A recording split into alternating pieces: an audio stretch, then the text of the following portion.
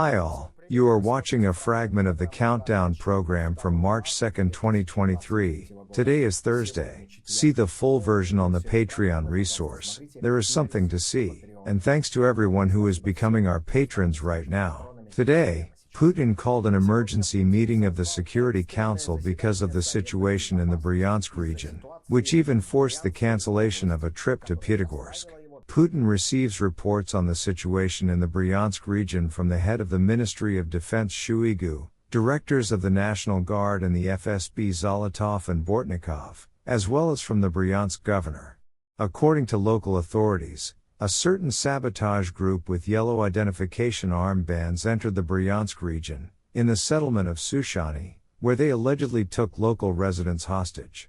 First, the Telegram channel Baza reported about 50 hostages, then TASS specified that up to 6 local residents could be hostages. Eyewitnesses told Interfax about 4 hostages. Of course, this information must be taken adjusted for propaganda. At first they talked about the hostages in the village of Sushany, then about the capture of the inhabitants of the village of Lubchain.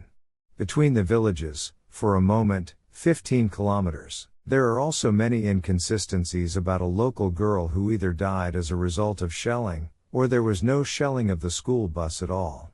The meeting of the Security Council with Putin at the head was held via video conference. The publicized event was supposed to show the efficiency of the work of the leader of the cave, who keeps his finger on the pulse and manages everything online.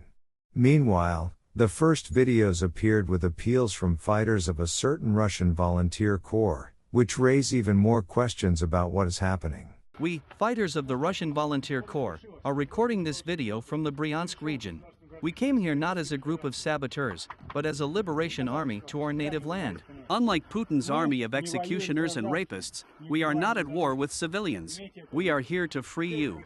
We urge you to take up arms and fight Putin's bloody Kremlin regime. Glory to the RDK, death to the Kremlin tyrant. Well, friends, here it is. The Russian Volunteer Corps crossed the state border of the Russian Federation. The proof is right behind me. We don't fight civilians, we don't kill the unarmed. Keep this in mind. Now it's time for ordinary Russian citizens to understand that they are not slaves. Raise a riot, fight. The main question is, if the FSB successfully carried out special operations with the capture of hostages in Beslan, then what prevents it from doing something similar now? According to the first signs, this whole hostage-taking story is very reminiscent of a hybrid mix of similar special operations from the early Putin era, when the budding dictator desperately needed to start turning the screws around the entire perimeter of the country. In any case, the plot twist is planned to be curious, especially if it turns out that the second part of the system has come into play, which is sick of both Putin and conservation with the announced purges, and which would like to merge the bald bankrupt commander in the name of its own reboot.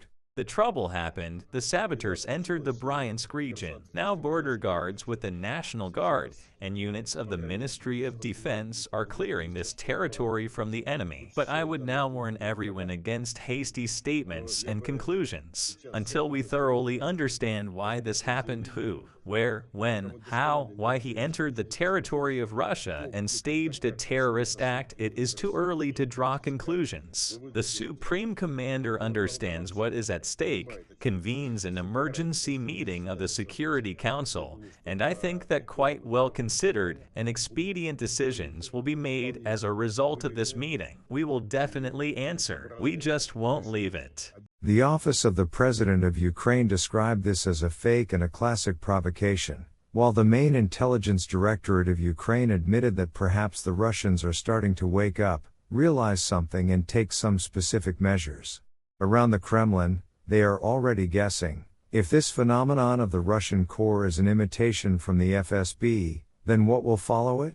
Changing the status of the special operation up to the declaration of war on Ukraine? General mobilization? Why all this and for what? We'll find out soon. Today we committed another terrorist act, another crime.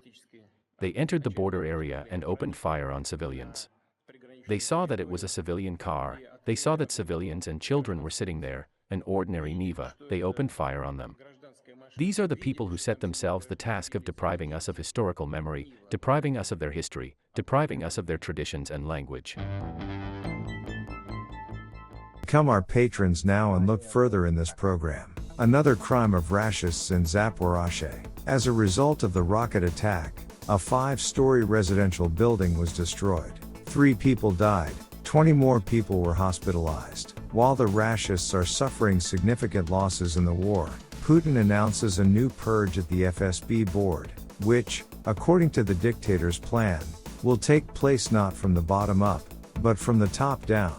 These repressions will be launched as a backfire to prevent the outbreak of civil war in Russia itself. A meeting of the G20 foreign ministers has begun in Delhi, where Russia is represented by an almost downtrodden Lavrov. Germany has already said it will use the meeting to counter Russian propaganda, and Lavrov has promised to tell the world who the Kremlin believes is responsible for the political and economic crises. The escalation around Moldova is part of the Kremlin's big game aimed at seizing another European foothold. Air Moldova has cancelled some flights scheduled for today and tomorrow.